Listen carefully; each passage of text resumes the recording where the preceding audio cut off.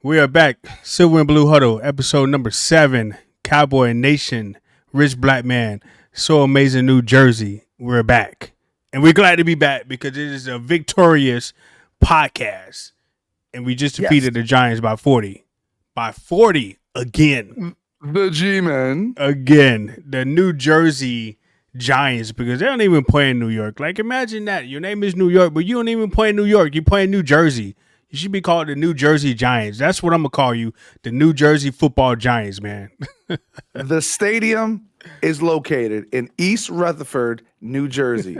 Not Exactly. New York, Manhattan, not Brooklyn, not the Bronx, not downtown, not Midtown, Easttown, Westtown. It is East Rutherford, New Jersey. Ain't nothing New York about that team at all. Nothing New York about that team. I don't even think they even practice in New York. Okay, so why they call the New York Giants? We call the New Jersey Giants, man. But welcome back, man. Welcome back. We're back. I love it. How's everything been with you, man? You know what? I've been really, really good lately. It's been working a lot, but I'm very, very happy, Rich, about this win because this brings us 2-0. So that's, if I had my sweeper right now, it'd be a clean sweep of the Giants in the division. Right. So, we got to clap it up for that. We all right? And I get it. Come on, haters. You're going to be like, it was just the Giants. You went against Tommy Devito, blah, blah, blah. And I get it. And that's why we racked up those stats, which we're going to get into. But we're 2-0 in the division. We clean sweep the Giants, and then the next person in the division will be the Washington Commanders, and that'll be in Thanksgiving Day. But let's talk about this one first. Like, I just got one question for Giant fans. Like, how do you get 40 burger twice in one season? Like, you get 40 dropped on your head twice in one season. That's crazy. That is crazy. Like, y'all need to fire somebody. Somebody need to be fired in the New Jersey Giants organization. This is true. 40 and think about twice. this. Think about this, Rich. We beat 2 teams that play in the same stadium. Exactly. We beat the Giants and the Jets. We beat both of them teams New Jersey within the first 2 weeks of the season, right? So, so we own New Jersey right now, bruh. You do not want the Dallas Cowboys coming to New York, okay? Bad things happen when the Cowboys come to New York. We're not it's the Jets or we're not it's the Giants. Bad things happen. I think we put 40 on both of them actually in New York, right? Yeah. Yep. We got because it was back to back. It was no, the Jets, we only put 30 on them. But yes, 30, Giants 40, we rounded up around here. That's 40. Yeah, you know what I mean? But yeah. That's crazy. All right, well, let's get into it, man. 49-17. The game wasn't even close. Like, I think towards the end of the game, maybe the beginning of the fourth quarter, the networks even changed the TV to a whole totally different game. So I didn't even get the opportunity to watch the ending of the game, even though it was a total blowout. I know we had the backups in there. We had Cooper Rush. We had a few of the other guys in there as well. But, I mean, come on, America. Can I please watch the end of my Cowboys game? Because you guys have no problem when the Cowboys are getting smoked. Y'all stay in that game the entire time. I had to suffer and watch my team get blown out by the 49ers the entire time. That's bias. You guys have been a little bit biased with the coverage because I got to watch my team get blown out, but I can't watch my team blow another team out. I got a problem with that. But, hey, we got the W, 49-17. Dak Prescott had a great day. My receivers had a great day. Brandon Cooks, Ceedee Lamb. The run game was there as well. Man, we had Rico at 12 for 79. I mean, is there more to talk about? What is there really to talk about this week? I mean, listen, this was a big stat builder for the offense, right? Again, Dak Prescott went 26 for 35, 404 yards passing, 4 touchdowns. He did have the 1 interception early in the game, which got me a little nervous as a Cowboy fan. Right. Just he kind of made a bad read. I don't know if it was him or Jake Ferguson's fault, because I know he kind of talked to Jake Ferguson after the play, so I don't know if maybe it was a bad route, but you can't throw in a double coverage, so I will say that as a critique. But besides that, Dak stepped up. He showed why. Again, this is still the NFL. They still went against a good NFL, team, and they found the mismatches, man. They did, and everybody balled out. Ceedee Lamb, Cooks, everybody, yeah. Yeah, you guys got to really miss me with that. Hey, it just was the Giants. Or, hey, they was a team that had not a good record. You guys can't beat the teams that got good records. But, hey, it's difficult. It is hard to win in the NFL. So anytime that your team, my team, your mama's team, your granddaddy's team come off with an NFL win, like be happy about that because it is not easy to go in there and get a W, especially against a team that really has nothing really to play for. Like the Giants could have came out there and been balling. Like they could have been out there and be like, hey, this is our Super Bowl. Let's play hard. I mean, they had a rookie quarterback out there who nobody had any tape on. I mean, the Cowboys could have been a very trap game for the Cowboys. I mean, they didn't even score in the first quarter, I don't think. I think even after the first quarter, it was still 0-0. So you never know. Momentum could have happened. Like something crazy could have happened in the game where the Giants was all of a sudden able to play football again, and then they would have been up on the Cowboys, and then we'd be sitting up here having a total different conversation. But winning in the NFL is hard, so don't discount any team's ability to beat anybody on any given Sunday. Yeah, and let me give you a quick little background on Tommy Devito. Tommy Devito, he's also from Jersey, and he did play for Don Bosco Prep, which for people in New Jersey that don't know, that is, one of the higher procedure like Catholic football teams over here, Don Bosco Prep. You can Google it. And when he was here, he was a senior and he won, a state championship over here with Don Bosco Prep, got recruited into, I think he wound up going to Syracuse, I think. But again, he was good enough to make it to the NFL. His family flew out there, tried to watch him play. Unfortunately, he had to go against our defense. I mean, our defense is not probably the best defense to start your career on. You know what I'm saying? So, and I wanted to kind of get into defense. I know the offense did really, really well. So we're going to want to go into defense a little bit. I mean, Tommy DeVito went 14 for 27. Saquon Barkley only had 13 carries, and we held him for under 66 yards rushing. I think, Tommy DeVito I think he rushed almost close to the same amount. I think it was like 40 or 50 because that was the only offense that the Giants really, really had. And yeah, I mean, that's it. I mean, our defense, they ate. Some people got some sacks, but the one thing I really want to talk about, Rich, is Micah Parsons, our number one, probably one of our number one defenders. He got zero stats. And I'm not talking about Oski Island. I'm talking about nothing. Like he basically went on the field, Rich, and just ran around and got cardio. What do you think about that? I mean, it was kind of a light day for our defense, man. The offense, we're really kind of like dominated the time of possession, I believe. I had to probably look at that stat, but it was a light day for the defense. I mean, they did what they supposed to do, so they got a bunch of 3-and-outs. The Giants was not able to really move the ball until like late in the game. They barely even got over the 50-yard line. They never really got into field goal range to even kick field goals. I mean, so it was a pretty light day for the defense. Offense held the ball a little bit longer than they normally would, and the defense just kept giving the ball back to the offense, So even though he might not have had any like physical stats, his presence out there probably still made a big difference because they had to either double team him or they had to make sure they paid special attention to him because some of the other guys did eat on defense. I mean, you had like a Mozzie Smith sighting. The man had 3 freaking solo tackles. You also had Damon Clark out there for 3 freaking solo tackles. Even Gilmore. I mean, Gilmore had 2. Armstrong had 2. Sam Williams had I'm even looking at here. Sack. It's like, everybody kind of ate a little bit. Gallimore had a sack. Dorrance Armstrong had a sack. Sam Williams, which is one of my favorite, had a sack. Deontay Fowler, D-Law had a sack. And I think it's one of those feelings like, let's be real, Rich. It's like we're all it's like coworkers at work, right? It's like I got one, you got one. It's like we all got one. It's like, hey, Micah, you got one? Oh, damn, my bad. You know what I mean? Like it's like you're at work and everybody getting a free lunch, and you forgot about the free lunch. You know what I mean? It's like, wait a minute, the cafe had free lunch today. The boss bought free lunch, and I brought my lunch today. Like that's what I feel like Micah Parsons felt. Right. He felt like he came to work. He brought his lunch. He thought he was ready to heat up that lunch, and he never got to the microwave. You know what I mean? Like, I know that's kind of like, it's just like, damn, man. Like, Micah was supposed to, this was supposed to be a stat builder. And again, I know we're going against the Panthers next, and they have a bad offensive line, so maybe he could eat then. But man, when everybody in the D-line room, in that meeting, when everybody ate and Micah, the big lion, didn't get to eat, I know he's going to be hungry this week. Right. Absolutely. I mean, I think that's going to be the case too, man. Definitely shout out to Rashawn Evans as well, man. He's a newcomer. I think he's only been on the team for like 2 weeks.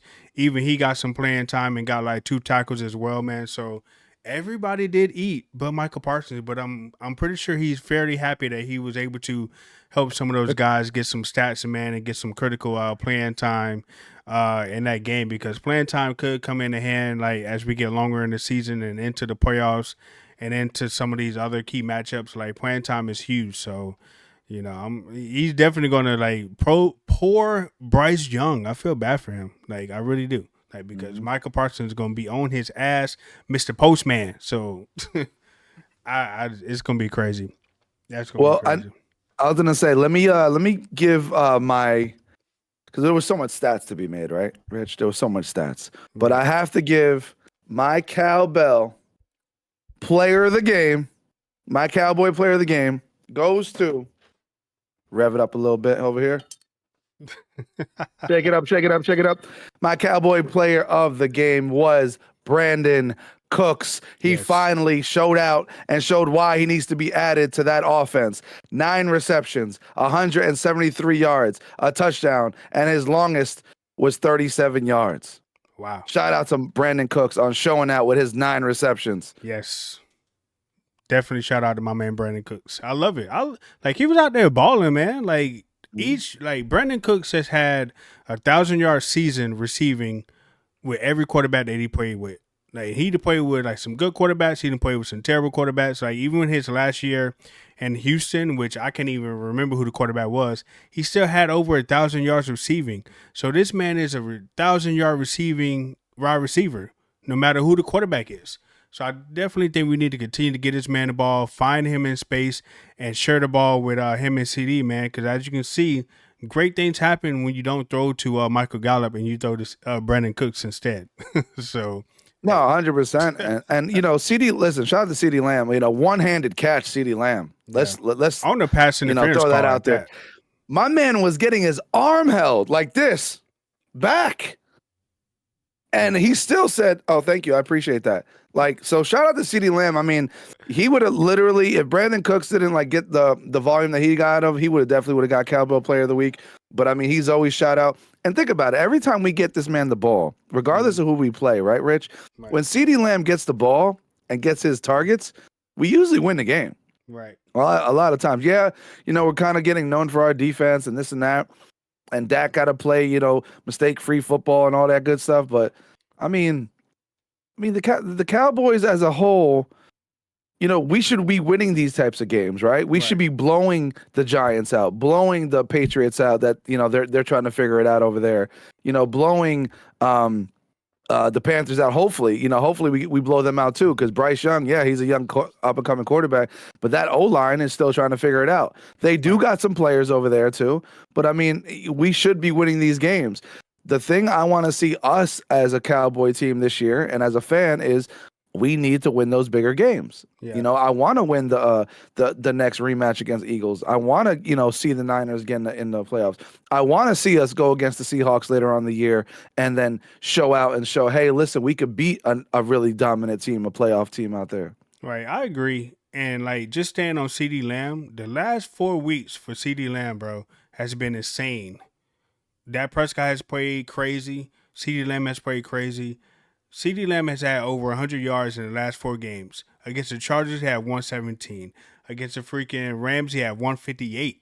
Against the freaking Philadelphia Eagles, even though we lost, the man had 191. And then this past game, he had 151. The man has been balling the last 4 weeks. Okay? 100%. MVP type receiver right there. Okay? So we need to continue to give him the ball. A lot of people was questioning whether or not Ceedee Lamb was a number 1 receiver. Look at the last 4 weeks. You get your answer. It's really that simple. Like, he's been balling, okay? Probably one of the best wide receivers in the game right now. Hands down. The only downfall I would say is that, we were talking about it offline before we got onto the podcast, right? And thoughts on Tony Pollard so far, kind of like halfway through the season now, right? Mm-hmm. Going towards the end of the season. I'm going to bring up a stat for you right here, and I want to hear your opinion on it, Rich. So there's only been 2 games this year that Tony Pollard has had over 20 carries. So against the Jets, he had 25 carries, and against the Cardinals, he had 23 carries. Mm-hmm. Every other game, and I'm just going to run it down real quick. Giants first game of the year, 14 carries. New England Patriots, 11 carries. Niners, 8 carries. Chargers, 15 carries. Rams, 12 carries. Eagles, 12 carries. Mm-hmm. And then Giants, again, 15 carries, but I know they pulled them because we were blowing them out. Right. 529 total yards rushing. Is that enough to re-sign him, or do you think not? Like, we're halfway through the season now? And he's almost halfway to 1,000 yards. I mean, he's probably going to get 1,000-yard season running back. Yeah. Me personally, even before we let Zeke go, I never thought that Tony Pollard was an every down back. I think he was a good back. He's a decent back. He's a very reliable back, but an every down back that goes in there and pound every single down all the way up and down the field and maybe get us into the red zone and pound it in. I don't think he's that guy. Like, that's no fault to him. He's great. I like him. I want him on the team. But to pay him running back one money, I don't know about that. I think we can probably save some money there and maybe pick up somebody else, or it's gonna be real scary around Dallas if we have to pay Tony Pollard running back one money and he is not even really getting into the end zone. He's really not an every down back. He's a great back. I love him, but so you're saying he shouldn't be carrying at 25 plus a game. He should be in the teens, 18, 19 carries. Yeah, he should probably just continue to go back to the 15s and stuff like that, but he hasn't shown me to where he can be that power back and we can continue to give him the ball and feed him the ball all the way down the field. Like if we had a power back when we had Zeke, even when Zeke was kind of only averaging about 3 or 4 yards, we know we can still put him in the red zone and he gonna punch it in. Or we knew we can go for 3rd and 1 or 4th and 1 and give it to Zeke and he's gonna get that first down. He's gonna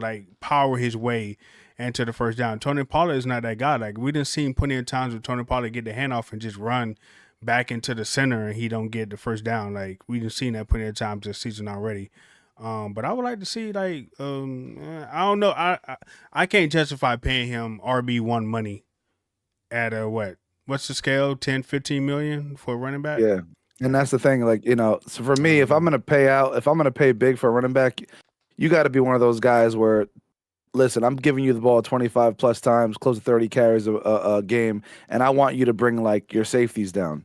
You know what I mean? Like kind of what they do with Derrick Henry and stuff like that. I want you bringing safeties down. If you could keep 2 safeties up high, and then my running back is still getting stuffed, I don't think that's high paying money. But then again, I know what they say. Oh, well, look at CMC. CMC, he catches the ball at the backfield. He can do this. He can do that. Exactly. Now, can Pollard probably catch the ball at the backfield? He probably could. Mm-hmm. But the scheme that we run for this offense isn't catered to throwing Pollard a Texas route out the backfield or something like that. It's not designed for that. We have so many weapons, and, Jake Ferguson is getting better on the offensive side, getting more comfortable. Dak loves throwing into his tight ends. And to think about it, we just said Brandon Cooks showed out this week, right? Brandon Cooks just showed out. So it's now Dak is getting comfortable with him, starting to see the one-on-ones that Cooks can beat his man, right? So it's you only have the ball how many times a game, right?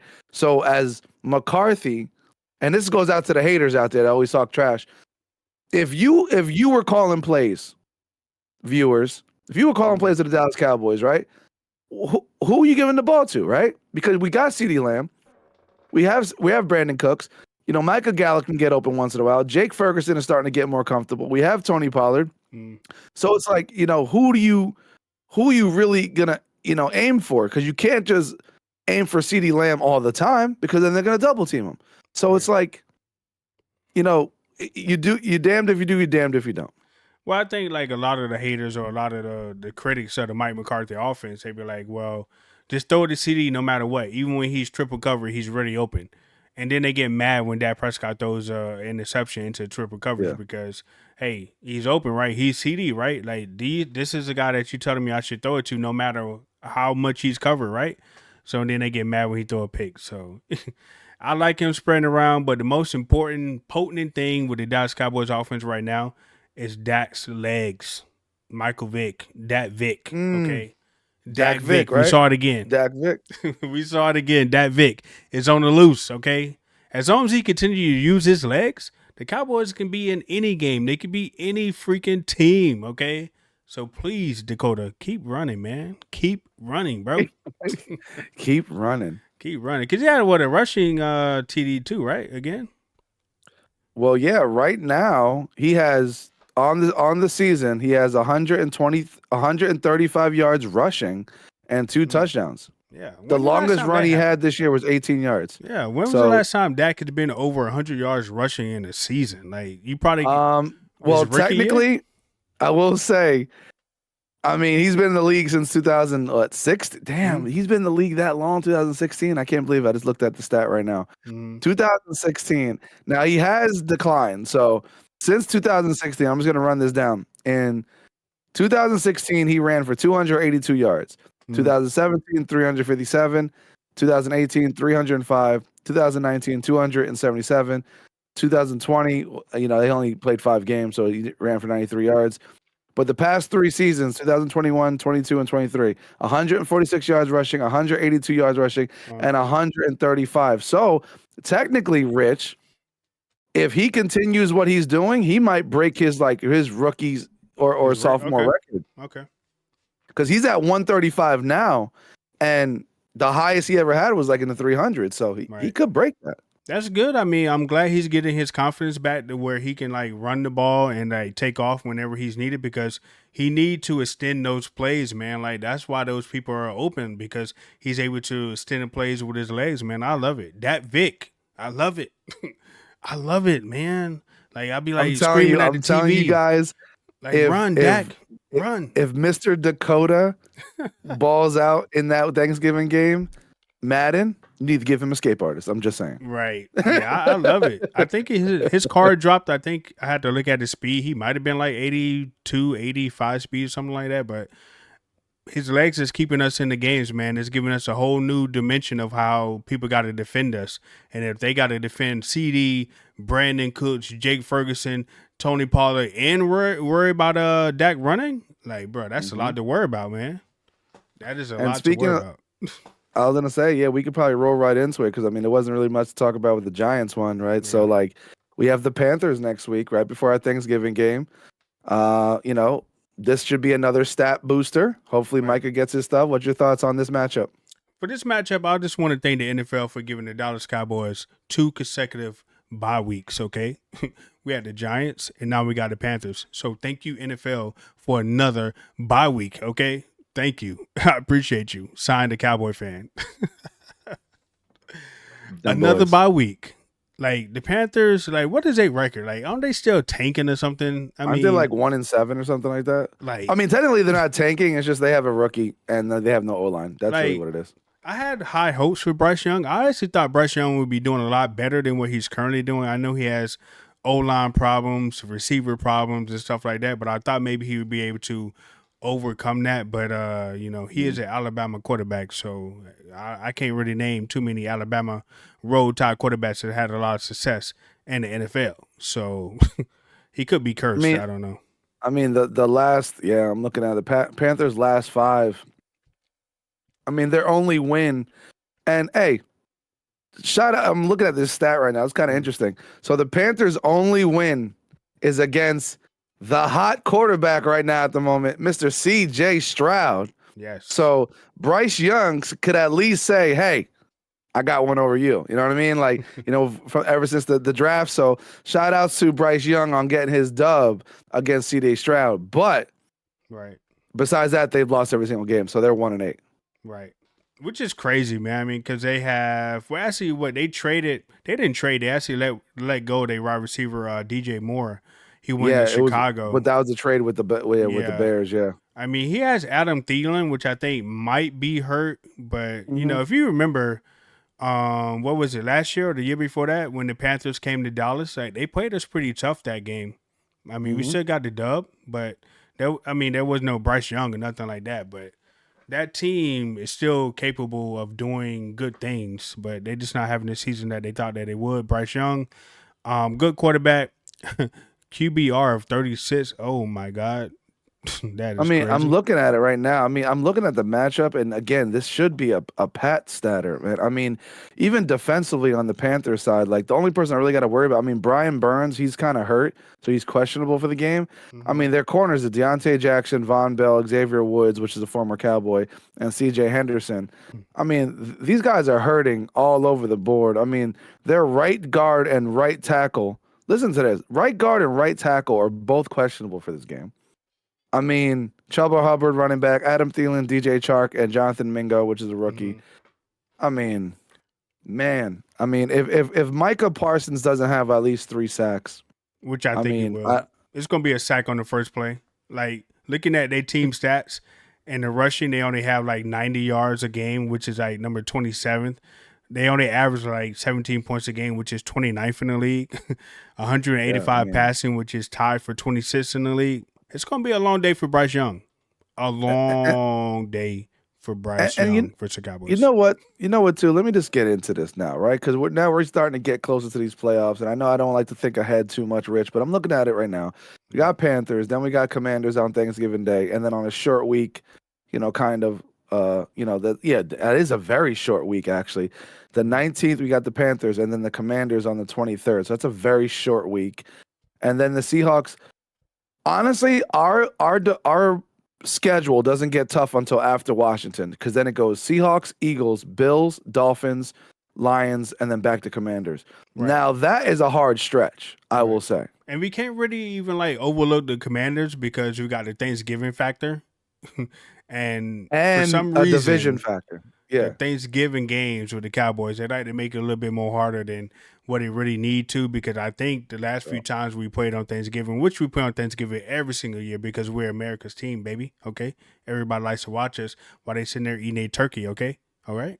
America's team. And they purposely put it on at the second game because they want to make sure everybody gets to see it. Exactly. So we had the Bills, I think we lost against the Bills like the year before, something like that. So it's not a given that the Cowboys will win on Thanksgiving. It is a division rival, the Commanders, who are capable of beating the Cowboys. Now, whether or not they do it, I don't think they will, but they're very capable. It could be like one of those trap games, man. Like, it's just something about those Thanksgiving games, man, that scare me. Yeah. But I'm going to take the Cowboys for sure. What scares me, there's a lot of factors. You're right. You got the Thanksgiving factor, right? Mm-hmm. You have the division team factor, right? No matter what, I don't care. Division game, still tough, right? And then 3, the only other thing that really scares me, listen, their defense is not what it was, right? Because they kind of like let some people go. Right. But Eric Bieniemy, the offensive coordinator, yes, it's Sam Howell, but that is what gets me nervous because he could still scheme up something on a short week. Exactly. And I feel like that might be that first half of that game, Rich, might be a lot closer in points than we think. Right. Against the Commanders, I want the Cowboys to be up by 14 at all times, because if we let if we let the Commanders stay in the game and possibly have like a game-winning drive to get in field goal range or the kicker or the go for like the go-ahead touchdown. The Commanders are capable of doing that because of their offensive coordinator and their quarterback, and let's not forget about Scary Terry as well. So against the Commanders, I'm going to need the Cowboys to be up by 14 to 17 points at all times, just to make sure that nothing fluky happens with the Redskins, because last week, I forgot who they was playing. Against the Eagles, I think they had like a freaking last-second touchdown to go into overtime, and then they just kind of like folded in overtime after that, but at all times, I want a 17-point lead against those Commanders, bro, because they can be kind of sneaky, they can be kind of scary, and anything can happen, especially on Thanksgiving. So that's what we need to do. Mm-hmm. And I'm going to make my bold prediction now on against the Panthers. Mm-hmm. Not only do we win, but this is going to be my bold prediction. I'm looking right in the camera. My bold prediction for the Carolina Panther game, because I feel like Micah Parsons, the Lion, he's hungry. He's hungry right now. My bold prediction is 3.5 sacks with a sack fumble strip. And that's my bold prediction. I'd say 3.5 total sacks with a sack fumble that turns the ball over. Love it. That is my bold prediction. And I think we win by 3 touchdowns. Love it. Love it. Want to see it. That's exactly what I want to see. So we just preview like 3 games, like the Panthers and the Commanders, and we went over our Giants and Cowboys game too. So there was one team in particular. Before we end the show, we only got like a few more minutes anyway. There was one team in particular that got back to winning. There was one team in particular that everybody is so happy that they got back to winning that they're putting them back at the front of their list again as being number 1, even though they fresh off a 3-game losing streak. And I'm talking about the damn 49ers. Like, you guys play the Jaguars. Calm down. Mm-hmm. Calm down. To me, the Jaguars are the most overrated AFC team out there. They're like with the Detroit Lions. Every time they play somebody good, they kind of fold or they just kind of get exposed. So you 49er fans need to chill out, relax.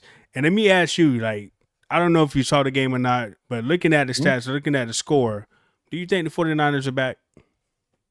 Do you think the Chase Young had anything to do with that? No, honestly, I think with the whole Niners situation, and I know I'm going to get a lot of heat for this. Yo, listen, you know what that showed me? When they have injuries and certain people are out, they're not that good. They don't really have a total team. As we're Cowboys, we can lose players and still have our backup step up. So I personally think the Niners, if they don't go healthy into the end of this season, they're not going to look that tough in the playoffs. Because when they didn't have Debo and they had a couple people hurt and their left tackle was out, you got some L's, right? So it looks like Niners, you guys better have a good health system or you better have a good training crew, because if you guys don't make it to the week 17 100%, them playoff games is going to be tough. So right. I really don't think the Niners, I think that was just, okay, they had to step up for one game. I think it's like, let's regroup the fellas and let's win this game and show out. I don't think they last. I really don't. Right. Between the 49ers and the Eagles, y'all better stay healthy. You better hope that Jalen Hurts' ankle or whatever knee ain't really all that serious, because at the end of the day, injuries can definitely like trip up your season. And it looks like you guys don't have any depth to back up any of your stars. Jalen Hurts go down, I don't even know who the backup is. What? Marcus Mariota. Please bring Marcus Mariota put him in there. Dallas. Please. Okay? I don't even care if Dallas has to travel to Philadelphia for the wild card game and face Marcus Mariota. Please, I beg you, please start Marcus Mariota because Jalen Hurts is hurt. Like, please. And guess what? I know people be like, oh, well, what about you guys, Cooper Rush? At least we know Cooper Rush can win games. Exactly. At least we know Cooper Rush can win a game. We put him in there. He won some games. Cooper Rush is very capable of winning some games. You know what I mean? You guys saw that last year. And we lost Diggs. And yes, Deron Bland came in. Yes, he got torched a little bit by the Cardinals. Okay, we'll keep it real with that one. But think about what we did as a defense. We rotated some players, and we're still weak at middle linebacker. The one thing that gets me nervous is still in the playoffs when teams start to run that ball, we still need linebackers to come up and smack. So, yes, we are a little weak at middle linebacker now because Leighton Vander Esch, I hope your recovery goes good, man. I mean, he had to get season-ending surgery on his neck again. But we've had people step up. We had Marquise Bell, that's a safety, step up at linebacker just because he could make tackles. And like you mentioned before, the guy Evans, thank God we picked him up, because Evans, at least he's a guy that's going to come up and run support. Right. So it's like Cowboys organization we have done what we needed to do just in case people get hurt. We have backup plans right now. And then I don't care what anybody says. We do. All of our backups are stepping up. Every single one. Even if Pollard gets hurt, I still have faith that Rico Dowell can do the same workload. Yep. So if you name a position, we have a backup for it. I don't care what anybody says. That's the truth. Like, I'm just trying to rate scan D-line. We have depth. The only place I can see where we could get hurt that could kill us in the playoffs is if we lose like Tyler Smith or something, like our offensive line. Right. That is the only thing that I'm like, okay, that might hurt us. Yeah. I totally agree with you, man. Totally agree. I'm glad we got a little bit of injuries out of the way early. So looks like the Cowboys definitely going to be fully healthy. Hopefully, knock on wood, over these next couple of weeks going into the playoffs. I think we're gonna be fine. We're in our soft spot of the schedule as well, so we're gonna have a lot of momentum going into the Commanders game, a lot of momentum going into the Seahawks game, and to the Eagles game again. So the Eagles got to take care of their business. We got to take care of our business. It's great to see the Cowboys win games that we know they should win, versus like in the past they will lose some of these games. So like, bro, why are you playing down to the competition? Like. So I'm happy to see that the Cowboys are winning games that we know that they should freaking win easily. Yep. Okay, one drop 40 burgers on everybody. So any closing remarks, man, before we get out of here, man? Anything you want to say before we wrap up another episode of the Silver and Blue Huddle? Only thing I have to say is DC4L. We're moving forward, getting ready for the next matchup. Hopefully, pad some stats. Right. You know. And that's what I'm looking for. I'm looking for our players to pad their stats next game. Exactly. I mean, it's the Panthers. I mean, what do we have to worry about? Absolutely nothing. It's Bryce Young. I mean, come on, man. It's gonna be sack city, interception city, like fumble Rooski, pick sixes, fumble for a TD. I'm waiting for it all. Like Micah Parsons with the strip. I can't wait. Scoop and score, like block punt, block field goal. Oh my God, the Cowboys are just on fire. Okay, it's gonna be like NBA Jam right there, man. And it's in Dallas too. Like, bro, come on. Yeah. Come on. All right, guys, we'll check you out next week, episode number 8 of Silver and Blue Huddle. Remember, you guys can watch us on all your streaming platforms: Google, Apple, Spotify, wherever you like to watch or listen to podcasts. We're there. So we will catch you guys again. Make sure you follow on all our social medias: Instagram, Twitter, Facebook, TikTok. So Amazing New Jersey, Richblkman. We will catch you guys next week, man. And appreciate you guys tuning in. If you haven't already, hit that follow button, subscribe, hit the bell, so you know when a new episode drop. So peace out, everybody. We'll see you next week.